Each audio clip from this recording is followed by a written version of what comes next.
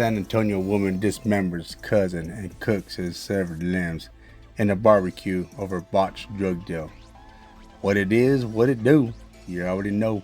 Latin Active 209, back for you. Alright, check this out.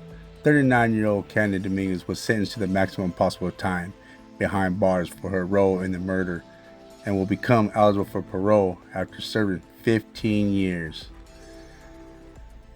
She admitted to participating in the murder of her cousin by severing his limbs, has been sentenced to 30 years behind bars by a judge. The 39-year-old woman, Candy Dominguez, was involved in the brutal September 2014 murder of her cousin, Jose Luis Menchaca, who was severely beaten and then dismembered. His charred remains were found by investigators in a barbecue pit. Also found guilty in the murder was a 32-year-old Daniel Moreno Lopez, her boyfriend at the time.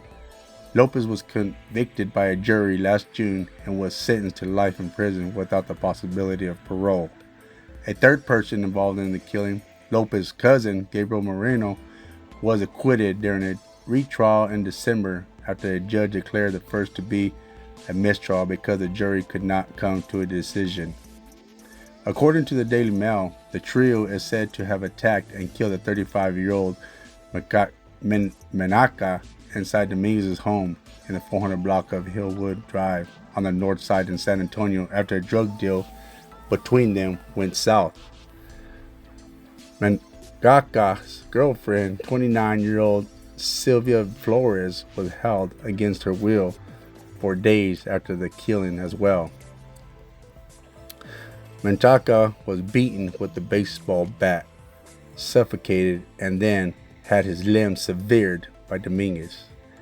After he was killed, his remains were burned in a barbecue pit in the Dominguez backyard, with some of the details so graphic his mother had to be taken out of the courtroom on a stretcher. God damn. Carne con Primo. Shit. Witness Dennis Austin looked physically ill as he described to the jury how what he saw at the residence on that day was like a scene from a horror movie. Who was engaged to a cousin of Lopez and Moreno, went to a residence with his fiancée and said he saw blood on the walls, on the couch, on the floor, the victim bound at his hands and feet, and his mouth taped up, adding that Menchaca was bleeding from his cheeks and that there was blood everywhere on him. Austin then detailed how Moreno and Lopez attempted to suffocate Menchaca with a pillow and plastic bag while the women tried to clean the blood off the walls, couch, and floor. He said Menchaca was still alive when they moved him to the garage and that the 35-year-old was begging for his life. Daniel said, "No, you with the wrong person. You better pray to God. I'm your God. I'm going to decide whether you live or die," he explained.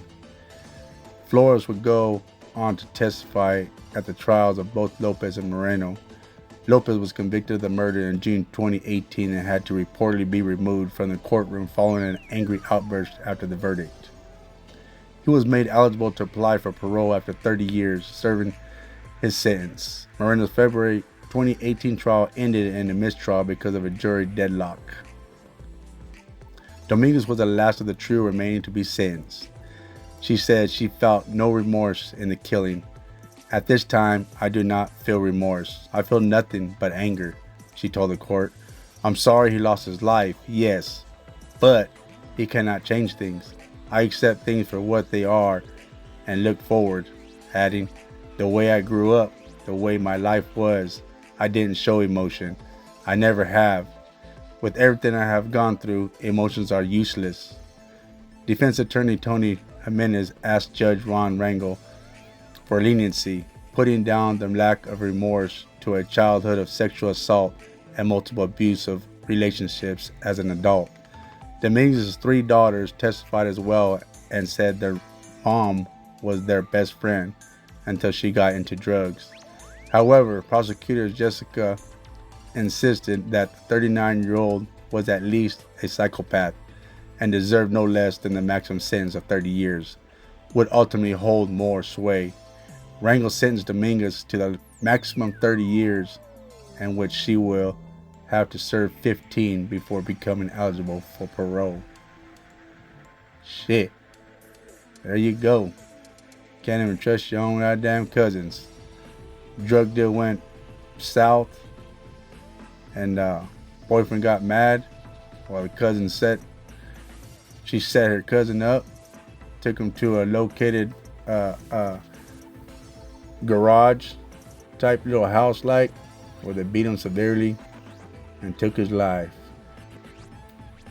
So the moral of the story, say dope to dope. Learn from everyone, follow no one. There's a land act of 209. Late. Till the next time.